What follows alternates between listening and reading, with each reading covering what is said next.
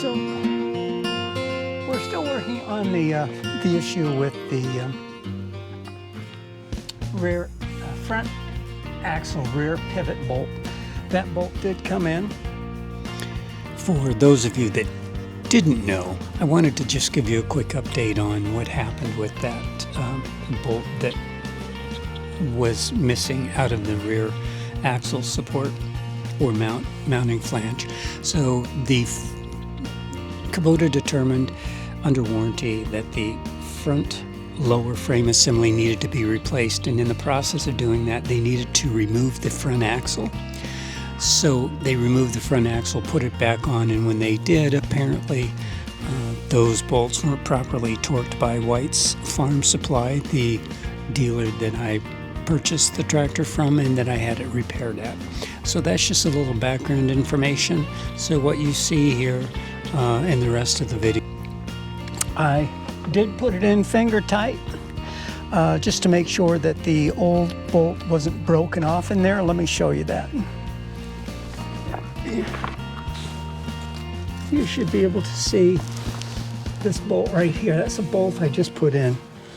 So in the process, I went ahead with the torque wrench, actually with just a wrench, and I started to just see how tight the other ones were, and they're not very tight. Let me get the specs here.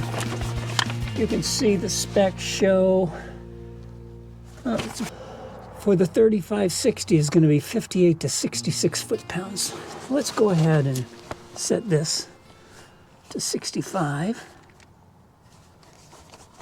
Lock it. 70.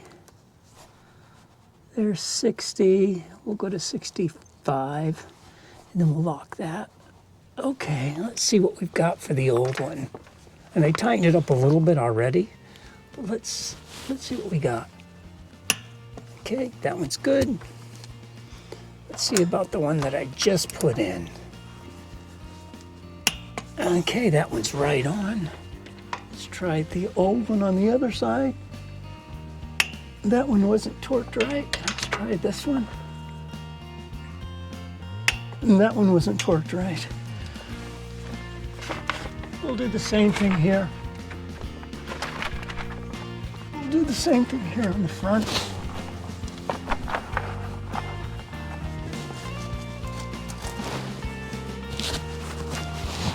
See that? See what we got here on this one. Good. That one's not tight.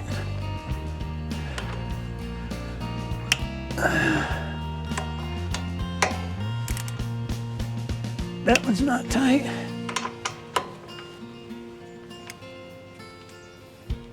And that one's not tight. They may have been torqued to 50. The minimum is 50 to 65.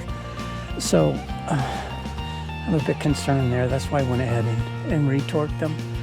So that makes me feel much better now that we've got all four of these torqued down. And this is your front axle drive here. This drives your front axle from the transmission in the rear. So there's a lot of stress and force on that, not to mention that the whole thing pivots on this here. So, okay, that's good. I'm excited about that. We'll get out and do wheels. Front axle, 101 foot-pounds. So let me take it back up. We'll unlock it. Take it back up to 101. I know the digitals are probably a lot nicer. So we're at 100. Let's go 101 right there. We got it. We'll lock it. Let's see what we got. I might have to get an extension here to make it out of the tire. Let's see. Good. Good. These seem to be over torqued because I'm not touching them. They're not moving a bit. So they could be over torqued. Yeah, every one of them is over torqued. I don't know how much. Could be 5, could be 10, could be 15. My wrench, that one was pretty close. So let's go ahead and do the other side.